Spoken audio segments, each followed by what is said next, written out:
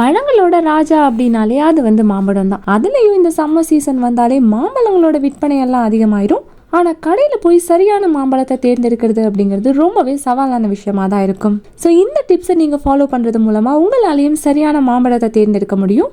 First ஒரு நல்ல பழுத்த மாம்பழத்தோட காம்பில் இருந்து ஒரு நல்ல வாசனை வரும். பிளாஸ்டிக் வாசனையோ இல்ல ஒரு புளிச்ச மாதிரியான ஒரு வாசனையோ இல்ல வாசனையே வரல அப்படின்னா அந்த மாம்பழத்தை தேர்ந்தெடுக்க கூடாது. அடுத்து மாம்பழத்தை மெதுவா உங்க கையில அழுத்தி பாருங்க.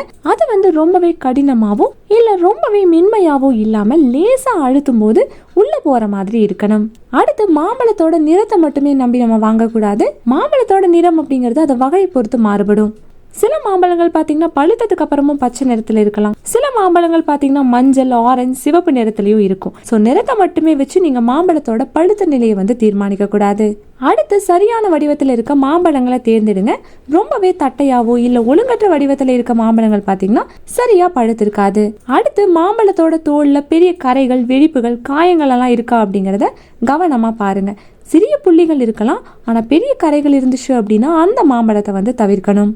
அடுத்து மாம்பழத்தோட காம்பு காஞ்சு போகாம பசுமையா இருக்கா அப்படின்னு பாருங்க. காம்பை சுத்தி பிசுபிசுப்பு இருந்துச்சு அப்படின்னா அது நல்லா பழுத்த மாம்பழத்துக்கான ஒரு அறிகுறி.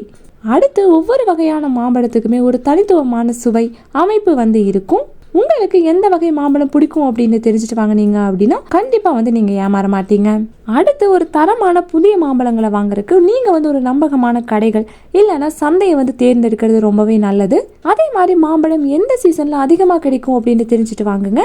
இது மூலமா நீங்க நல்ல தரமான மாம்பழத்தை குறைவான விலையிலேயே வாங்க முடியும். அடுத்து மாம்பழம் எந்த ஊர்ல இருந்து வந்தது, எத்தனை நாளுக்குள்ள பழுக்கும் அப்படிங்கிற மாதிரி கேள்வி எல்லாமே நீங்க விற்பனையாளர்கள் கிட்ட கண்டிப்பா கேளுங்க.